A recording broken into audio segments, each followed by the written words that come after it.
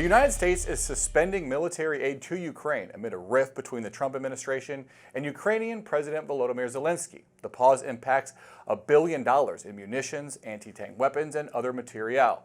Trump administration officials say the move is meant to pressure the Ukrainians back to the negotiating table as they push for an end to the war. Joining us to discuss this and more, Niall Stanage, White House reporter here at White House correspondent, columnist. Third time's the charm. Zelensky is out with this post today on X. He says he's ready to negotiate. He laid out parameters for a ceasefire, said he'd sign that mineral deal that's been much discussed, kind of apologized for the blow-up last week. He said the meeting did not go the way it was supposed to. It's regrettable that it happened this way. Here's Trump yesterday. Well, I just think he should be more appreciative because this country has stuck with them through thick and thin. We've given them much more than Europe, and Europe should have given more than us because, as you know, that's right there. That's the border. If we read between the lines on Trump there, is there some softening that's happened over the last few days on their stance towards Ukraine? I'm not sure there's much softening on Trump's part. I mean, Trump takes the view that Zelensky is not, as he used the word there, appreciative enough, and that the United States can't keep giving Ukraine aid at the rate and cadence that it has been doing. I think Trump is likely to take the Zelensky statement that you read there as a victory of a kind. I mean, you mentioned that Zelensky didn't quite say sorry, but he said that it was regrettable the way the meeting had gone, said about his willingness to sign the mineral deal. So I think Trump will feel that to be a vindication of his approach, even though, of course, the bigger picture of how the war gets settled is a whole different question. Yeah, and Ukraine says it can hold the front line for over the short term, despite this pause on military aid. Analysts warn, though, over the long term, it would have big effects on Ukraine's warfighting abilities. Do you think Russia is going to see this as an opportunity to possibly take more land? I'm glad you asked that question because it seems to me in a lot of the coverage, the thing that is missing or underreported is Russia and the Russian position. Russia has been advancing in eastern Ukraine, and it's not at all clear if Trump is going to suspend US aid, what it is that gets the Russians to the negotiating table or willing to concede. They have the upper hand, albeit in a very bloody war, and now the main benefactor of their opponent is stepping away. So it seems likely that the incentives then for Vladimir Putin become pressing on, not making any kind of painful concession at all. Yeah, I was actually just going to ask you about that. Why would Russia want to end the war right now? Seems like they have a friend or a quasi-friend in the White House. They're winning the information war. I mean, social media right now is flooded with Russian propaganda. Why make a deal now? For all the blood and treasure they've lost, they haven't made huge gains as far as territory. Zelensky is still in power. Yeah, no, exactly. This is the whole thing. I mean, Russia occupies about 1/5 of Ukrainian territory. Now, we talk about the Trump administration putting pressure on Zelensky, putting pressure on Ukraine. But what is the pressure on Russia? There doesn't really appear to be any pressure at all. Yes, they have lost a great deal of personnel. A lot of people have been killed. Yes, of course, the invasion is costing money. But if you're making that sacrifice anyway and you're now in the ascendant, why not press on? I think that's one of the real unanswered questions about the Trump strategy. Where or what is the pressure on Russia? Also unclear to me what concessions would be asked of the Russians and what concessions they would conceivably be willing to give into. Yeah, that's right. I mean, presumably the concession would be something like giving up some of the Ukrainian territory that they now hold. But then we get back to the point of why would they do that? It is also worth noting, I think, Drew, that the Trump administration has taken some things from the pro-Ukrainian side off the table, notably the idea of NATO membership for Ukraine anytime soon. What do you make of what Europe has been doing to respond to the latest developments, saying as a continent they're going to step up, increasing aid, willing to even put boots on the ground from some countries? Can Europe plug any hole that would be created by if the U.S. abandons Ukraine? Somewhat, but not completely, is the simple answer. Europe can certainly step up. It can supply more aid. Now, the troops on the ground proposal is really about securing a peace deal rather than throwing troops into the war itself, because European nations don't want to risk a direct war with Russia, obviously. But they do say they are willing to act as guarantors of a peace deal.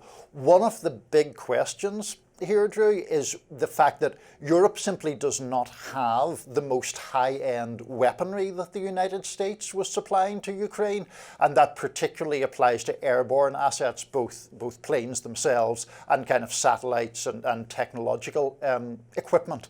So even if Europe is willing to step up, there's some of the gear it just doesn't have. I want to ask you about the Middle East. The ceasefire between Israel and Hamas is hanging on by a thread. Israel this week introduced what it calls a new ceasefire plan with fewer concessions to Hamas. Israel trying to force Hamas to accept by cutting off humanitarian aid to Gaza. It seems like the U.S. has really stepped back here and is content to allow Israel to handle this as it wants to. Yeah, that's right. Benjamin Netanyahu has talked about this new proposal as the Witkoff deal, referring to President Trump's envoy, Steve Witkoff. But Mr. Witkoff himself has remained quiet about it. I think, in essence, what is happening is the Trump administration has more or less given carte blanche to the Netanyahu government to do what it wishes. The new agreement is self-evidently very different from the original ceasefire deal that was agreed. That ceasefire deal that had been agreed between Israel and Hamas, the Israeli government no longer seems willing to go forward. Israel says it wants half its hostages back and won't give up any Palestinian prisoners, at least in the near term. So it'll be interesting to see how that plays out. Niall Stanage, thanks so much. Thanks, Drew. The pause on U.S. aid to Ukraine comes as Americans seem to be tiring of their tax dollars going overseas. According to a new Emerson College poll, nearly half of Americans, 45%, feel the U.S. has given too much aid to Ukraine. About a third of Americans said they felt it was the right amount, and just 22% said the U.S. has given too little. Joining us now to break down the numbers is Senior Director of Emerson College Polling, Matt Taglia. Matt, thanks so much for joining us. Those numbers come after that contentious Oval Office meeting on Friday. President Trump had some harsh words for President Zelensky in that meeting, saying he was ungrateful for the billions in aid sent to Ukraine. Your poll asked who walked away the winner of that interaction. What'd you find? Yeah, and we found that largely folks say that neither party won. So 46% said neither. 35% said that the U.S. won that exchange, 15% said Ukraine, and then 4% said both. If we look a little bit further, majorities of Democrats and independents say neither, while majority of Republicans say the U.S. won. I think the agreement here, though, is that Ukraine did not win that exchange.